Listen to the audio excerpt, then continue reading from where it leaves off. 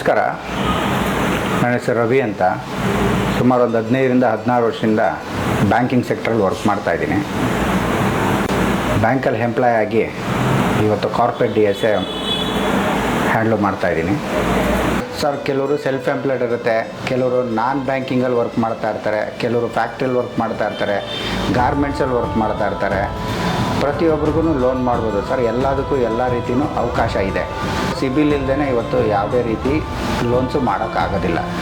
ಅದು self employed, salaried, without IT, with IT ಯಾರಿಗೆ ಬೇಕಾದರೂ ಮಾಡ್ಬೋದು. ಸ್ಯಾಲ್ರಿಡ್ ಪರ್ಸೆಂಟ್ ಆದರೆ ನಿಮಗೆ 2 to 3 ಡೇಸ್ ಆಗುತ್ತೆ ಸ್ಯಾಂಕ್ಷನ್ ಬರೋದಕ್ಕೆ. ಸೆಲ್ಫ್ ಎಂಪ್ಲಾಯ್ಡ್ ಆದರೆ ವಿತಿನ್ 1 ವೀಕಲ್ಲಿ ನಾವು ಸ್ಯಾಂಕ್ಷನ್ ಕೊಡ್ತೀವಿ. 15 ದಿವಸ ಲೋನ್ ಆಗುತ್ತೆ ಸರ್. ವಿತಿನ್ 15 ಡೇಸಲ್ಲಿ ಡಿಸ್ಬರ್ಸ್ಮೆಂಟ್ ಮಾಡಿಸ್ಕೊಡ್ತೀವಿ.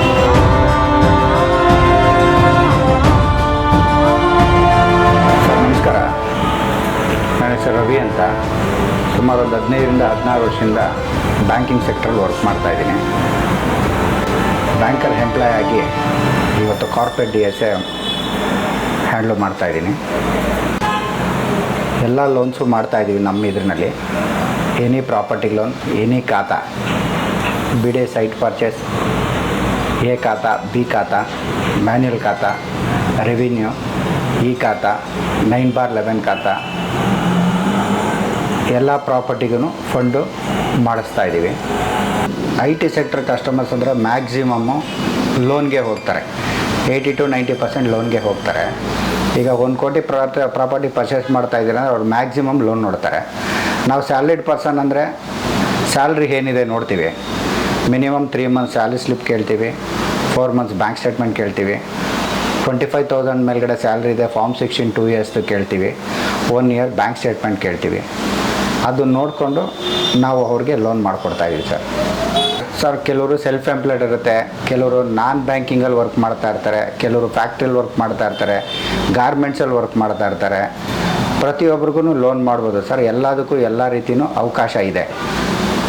ಯಾವ ಬ್ಯಾಂಕಲ್ಲಿ ಆಗುತ್ತೆ ಆ ಬ್ಯಾಂಕಲ್ಲಿ ಲೋನ್ ಮಾಡಿಕೊಡ್ತಾ ಇದ್ದೀವಿ. ಇಲ್ಲಿವರೆಗೂ ಮಾಡಿದ್ದೀವಿ ತುಂಬ ಸರ್. ಈಗ ಕೆಲವರಿಗೆ ಯಾವುದೋ ಒಂದು ಚಿಲ್ಲರೆ ಅಂಗಡಿ, ಸಪೋಸ್ ನೀವು ಹೇಳಿದ್ರೆ ಒಂದು ಬೇಕ್ರಿ ಇಟ್ಕೊಂಡಿರ್ಬೋದು, ಇಲ್ಲ ಒಂದು ಹಣ್ಣು ವ್ಯಾಪಾರಿ ಆಗಿರ್ಬೋದು. ಅವ್ರಿಗೆ ಬೇಕಾಗಿರುತ್ತೆ, ಅವರು ಜಾಸ್ತಿ ಅಮೌಂಟ್ ತೊಗೊಳ್ಳಲ್ಲ. ಯಾಕಂದರೆ ಅವರು ದಿನನಿತ್ಯ ಒಂದು 500ರಿಂದ 1000 ರೂಪಾಯಿ 2000 ರೂಪಾಯಿ ಸಂಪಾದನೆ ಮಾಡ್ತಾ ಇರ್ತಾರೆ. ಅವ್ರದ್ದು ಏನಾಗುತ್ತೆ, ಒಂದು 20 ಲಕ್ಷ 30 ಲಕ್ಷ ಕೊಡಿಸ್ರೆ ಸಾಕು ಸರ್, ನಾನೊಂದು ನೆಲೆ ಮಾಡ್ಕೋತೀನಿ ಅನ್ನೋರು ಇರ್ತಾರೆ. ಸೊ ಅವ್ರಿಗೆ ಅಫೋರ್ಡಬಲ್ ಅಂದ್ಬಿಟ್ಟು ಆಪ್ಷನ್ ಇದೆ ಸರ್, ಲೋನಲ್ಲಿ ಮಾಡಿಕೊಡ್ತೀವಿ. ಬಟ್ ಅದು ನಾರ್ಮಲ್ ಲೋನು ರೇಟ್ ಆಫ್ ಇಂಟ್ರೆಸ್ಟ್ಗಿಂತ ಒಂದು ಸ್ವಲ್ಪ ಜಾಸ್ತಿ ಇರುತ್ತೆ. ಬಟ್ ಮಾಡ್ಬೋದು. ಬಟ್ ಅವ್ರು ಯಾವುದೇ ರೀತಿ ಸಿಬಿಲ್ ಇಶ್ಯೂ ಇರಬಾರ್ದು ಸರ್. ಸಿಬಿಲ್ ಇಲ್ಲದೇ ಇವತ್ತು ಯಾವುದೇ ರೀತಿ ಲೋನ್ಸು ಮಾಡೋಕ್ಕಾಗೋದಿಲ್ಲ. ನಾವೇನೇ ಕೇಸು ಲಾಗಿನ್ ಮಾಡಿದ್ರೂ ಕೂಡ ಅವರು ಮೊದಲನೇದು ನೋಡೋದು ಸಿಬಿಲ್ ಚೆನ್ನಾಗಿದೆಯಾ, ಎಲ್ಲೂ ಡಿಫಾಲ್ಟ್ರ್ ಆಗಿಲ್ವಾ, ಪ್ರೀವಿಯಸ್ಸು ನೋಡ್ತಾರೆ. ಅದು ಯಾವುದು ಆಗಿಲ್ಲ ಅಂದರೆ ಖಂಡಿತ ಮಾಡಿಕೊಡ್ಬೋದು ಸರ್. ಸೈಟ್ ಪರ್ಚೇಸ್ ಇದೆ, ಸೈಟ್ ಪರ್ಚೇಸ್ ಕಮ್ ಕನ್ಸ್ಟ್ರಕ್ಷನ್ ಇದೆ, ಪ್ರಾಪರ್ಟಿ ಪರ್ಚೇಸ್ ಇದೆ, ಫ್ಲ್ಯಾಟ್ ಪರ್ಚೇಸ್ ಇದೆ, ಕನ್ಸ್ಟ್ರಕ್ಷನ್ ಇದೆ. ಇಷ್ಟು ಲೋನ್ಸ್ ಬರುತ್ತೆ ಸರ್ ಹೋಮ್ ಲೋನಲ್ಲಿ. ಆಮೇಲೆ ಮಾರ್ಟ್ಗೇಜ್ ಲೋನ್ ಅಂತ ಇದೆ, ಲೋನ್ ಅಗೇನೆಸ್ಟ್ ಪ್ರಾಪರ್ಟಿ ಅಂತ ಹೇಳ್ತೀವಿ. ಪ್ಯೂರ್ಲಿ ಲ್ಯಾಪು ಅಂದರೆ ಒಂದು ಪ್ರಾಪರ್ಟಿ ಮೇಲೆ ಲೋನ್ ಕೊಡೋವಂಥದ್ದು. ಅದು self employed, salaried, without IT, with IT ಯಾರಿಗೆ ಬೇಕಾದರೂ ಮಾಡ್ಬೋದು.